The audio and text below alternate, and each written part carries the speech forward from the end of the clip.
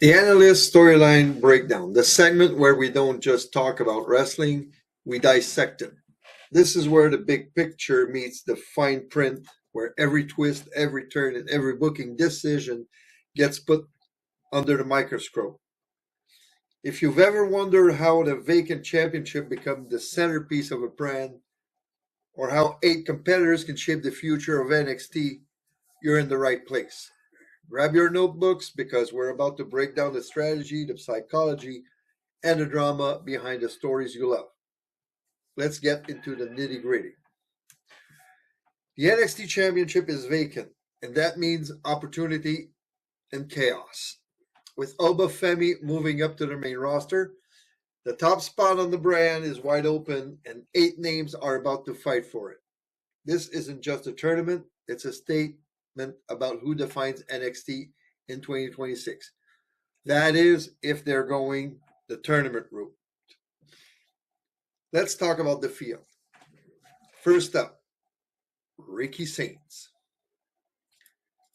Ricky Saints isn't just another another name in the tournament. He's a former NXT champion. That matters. He's already proven he can carry the brand, even if his reign ended with Oba Femi took the title back. Saints knows what it feels like to be at the top, and more importantly, he knows how it feels to lose it. That chip on his shoulder makes him dangerous. Saints has the swagger of a modern heel, confident, sharp tongue, and unapologetic. His promos don't sound scripted, they sound real, and that authenticity is gold in today's wrestling landscape. In the ring, he's versatile, technical enough to hang with Myles Borne, explosive enough to match Slater's pace, and cunning enough to outsmart powerhouses like Josh Briggs. The storyline writes itself. Saints wants redemption. Losing the title to Femi wasn't just a setback, it was a stain on his ego. Winning this tournament isn't about opportunity for him, it's about restoring his status as the face of NXT. And if he does, he becomes the top heel in the brand, setting up dream feuds with Tony D'Angelo, especially if Tony leans babyface, or even Ethan Page in the battle of egos. But here's the risk. Saints is relatively new to the wider audience. Push him too fast without the right storytelling, and fans might reject him. That's why this tournament is perfect. It gives him the stage to remind everyone why he was champion and why he should be again. Bottom line, Ricky Saints isn't chasing the title. He's chasing validation. And that makes him the most compelling figure in this entire bracket. Then there's the North American champion, Ethan Page. He's a former NXT champion as well, and that changes everything. When Page arrived in NXT, he made an immediate impact, climbing straight to the top and proving he wasn't there to play second fiddle. That first reign established him as a major player, but losing the title left a bitter taste. For Page, this tournament isn't just about adding another accolade, it's about reclaiming his spot as the undisputed leader of the brand. Page brings something to the table, experience and confidence. He's not a prospect, he's a polished performer. He knows how to control the pace of a match and the tone of a promo. His mic work is sharp, his presence is undeniable, and his ability to manipulate the narratives makes him one of the most dangerous men in NXT. In the ring, Page is calculated, he blends power and technique, and he's not afraid to bend the rule when it suits him. That makes him perfect for high stakes matches where drama matters as much as athleticism.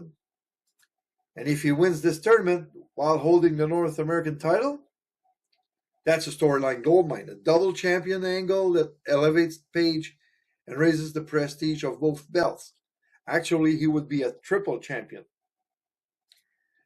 But here's the catch. Page is a heel. If he takes the NXT Championship, the brand becomes heel heavy at the top.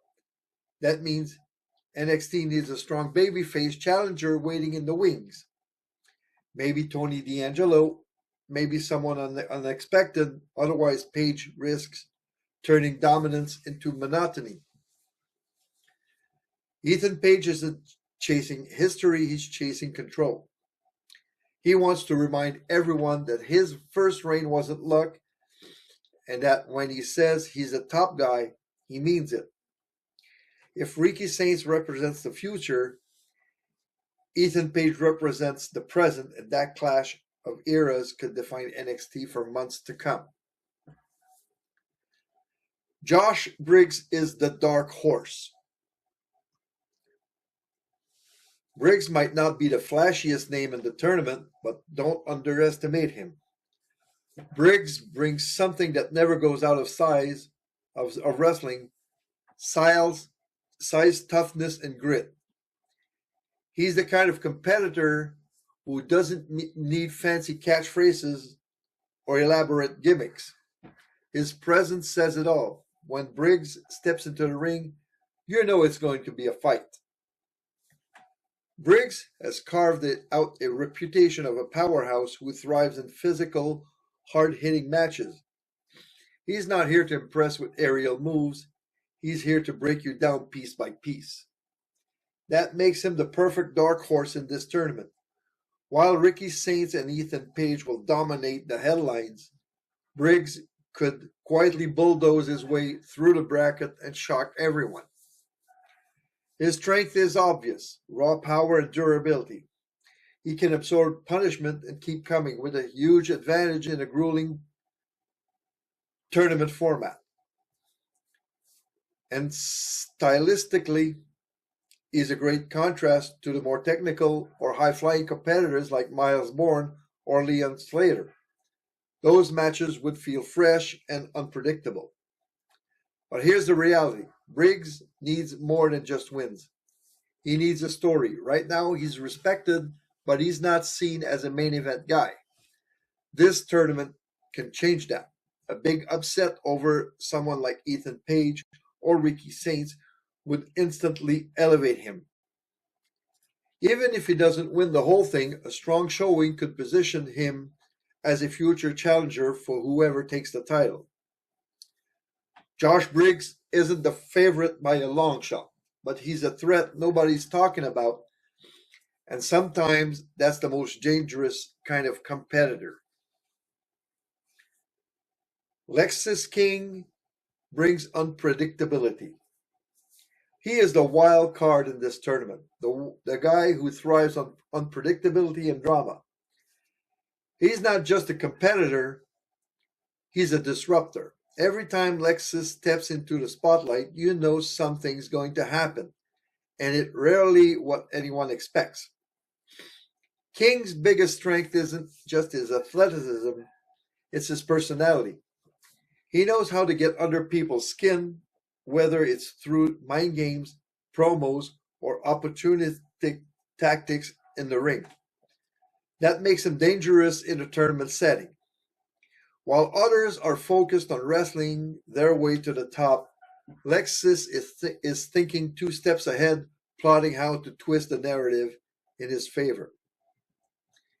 In the ring, King combines solid fundamentals with a flair for the dramatic. He's not afraid to bend the rules, and he's smart enough to make it look good against someone like Ricky Saints or Ethan Page. He can match arrogance with arrogance, creating tension the fans love to hate, against a babyface like Tony Angelo or Myles Borne. Lexis becomes the perfect antagonist. But here's the truth. Lexis King isn't the favorite either. And that's exactly why he's so compelling. He doesn't need a title to make an impact. He needs moments. A shocking upset, a controversial finish, or even costing someone else their shot could be enough to keep Lexis in the conversation long after the tournament ends. Lexis King is chaos personified. He might not leave with the championship, but he'll make sure everyone remembers his name. And that's a different kind of victory. Myles Borne is the technical standout in this tournament. The guy who brings pure wrestling to a field dominated by big personalities and heavy hitters. He's not flashy, he's not loud, but bell to bell, Myles can hang with anyone. And that makes him dangerous in a way most people overlook. Borne's strength lies in his fundamentals. He's smooth, precise, and methodical. The kind of wrestler who can turn a match into a clinic. Against someone like Ricky Saints or Ethan Page, Myles becomes the perfect foil. The quiet workhorse against the arrogant headline grabber. Against Leon Slater, his technical styles creates a fascinating clash of speed versus control. But here's the challenge. Myles doesn't have the same character depth as some of the others in the bracket. He's respected for his ability, but he hasn't had that breakout moment yet. The one that makes fans emotionally invest. This tournament could be that moment. Even if he doesn't win, a strong showing against a top name could elevate him from solid hand to future contender. So Myles Borne might not be the favorite, but he's a guy who can steal the show. If NXT wants to remind fans that wrestling still matters in the middle of all the drama, Myles is the one to deliver that message. Next, we have Leon Slater. He is the spark plug of this tournament, the guy who brings speed, energy, and unpredictability every time he steps into the ring. If Ricky Saints is the swagger and Ethan Page is the power play, Leon is the adrenaline shot that makes every match feel electric. Slater's strength is obvious. His aerial arsenal is a high flyer who can turn any bout into a highlight reel. Against a powerhouse like Josh Briggs, his agility creates a classic David versus Goliath dynamic. Against a technician like Myles Borne, it becomes a chess match of speed versus control. And if he faces Saints or Page, expect fireworks because Leon's style forces even the cockiest heels to adapt. But Slater is not the favorite to win the tournament. He's not the guy NXT is likely to crown as champion right now. And that's okay because his role is different. Leon is here to make the tournament unforgettable. He's the one who delivers the jaw-dropping moments, the near falls that makes fans believe, even if just for a second, that the upset is coming. Slater might not leave with the title, but he'll leave with momentum. And sometimes that's just as valuable in NXT. If NXT plays this right, Leon could go from exciting underdog to future main eventer in one night. Then we have the most intriguing name in this tournament. I referred to him a couple of times already. It's Tony D'Angelo. Not because of his record, but because of his identity. For years, Tony was the Don of NXT, the mob boss with swagger and loyalty as his calling card. But recently, something's changed. His persona feels sharper, more serious, and less gimmick-driven. And here's the kicker. We still don't know if he's a babyface or a heel. That ambiguity makes Tony the ultimate wildcard. If he leans babyface, he becomes the natural foil for Ricky Saints or Ethan Page. A fan favorite fighting against arrogance and ego. If he comes in as a heel, the tournament becomes a battle of villains, and Tony's cunning could make him the most dangerous of them all. In the ring, Tony brings a mix of brawling and technical skills. He's not flashy, but he's effective. And his character work makes every match feel personal. The question is, does Tony play both sides to get ahead? Does he cheat to win and reveal his true colors? Or does he fight with honor and surprise everyone? Tony D'Angelo isn't just competing for a title, he's redefining himself, and that journey could be the story that steals the entire tournament. Finally, the wild card. Say his name, and he appears. If Joe Hendry stays in NXT, he's the X Factor. Hendry doesn't just wrestle, he entertains. His charisma, his humor, and his ability to connect with the crowd make him a threat before the bell even rings. In a tournament full of serious competitors, Hendry brings levity and unpredictability, and that's a different kind of power. Hendry's strength is his personality. He can turn into any segment into gold, and his entrance alone gets fans invested. In the ring, he's solid, maybe not the most dynamic, but good enough to deliver when the spotlight is on. Against someone like Ricky Saints or Ethan Page, Hendry becomes the perfect contrast. Charm versus arrogance. The risk? Well, his future in NXT is uncertain. He's only there short term. NXT might hesitate to give him the belt. But even without winning, Hendry can make this tournament unforgettable with promos, mind games, and maybe one shocking upset. Bottom line, Joe Hendry might not be the NXT champion, but he'll make sure everyone's talking about him when the tournament ends.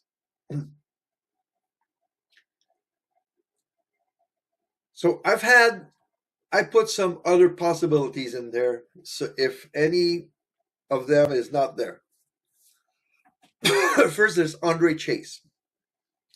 He brings the teacher persona that fans love, but his credibility as a singles competitor has always been questioned. He's charismatic, he connects with the crowd, and Chase U gives him built-in fan base. The challenge, he needs a big win to feel like a serious contender. Then there's Channing Stacks Lorenzo. Stacks has evolved from being Tony D'Angelo's loyal right-hand man into a confident, independent competitor. He still carries that street-smart edge, but now he's stepping out of the shadow of the family and proving he can stand on his own. His persona feels sharper, more aggressive, and less about playing second fiddle.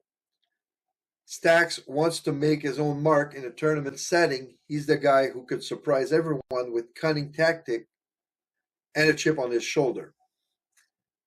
Then there's Dion Lennox. He's raw power with a mean streak. He's not flashy, but he's intense, and that makes him dangerous in short bursts. The question is whether he can sustain that intensity in high-pressure tournament setting. And with the rest of Darkseid at his side, who knows where that could be leading. There's Jasper Troy. He's a prospect with size and athleticism, a combination NXT loves to develop. He's not ready for the top spot yet, but a strong showing could plant seeds for the future. There's a name that not many people are thinking about right now, but he might be involved in there. It's Noam Dar. He brings experience, his personality. He's a proven performer with technical skills and a cocky edge that plays well in big matches. The downside? He's often tied to the Heritage Cup scene, so moving him into the NXT title picture would require a clear pivot. Then there's Tavion Heights. He's a powerhouse with amateur wrestling roots. His style is grounded in physical, which makes him a great contrast to high flyers and flashy heels. He's not a favorite, but he's credible spoiler who can pull off the upset. So this lineup is stacked. Saints and Page are the clear favorites, but Tony D offers a perfect foil. Myles and Leon bring work rate and excitement. Lexis had drama, and Henry, if he's in, could steal the spotlight. The question is simple. Who becomes the face of NXT, and does this tournament shape the next era?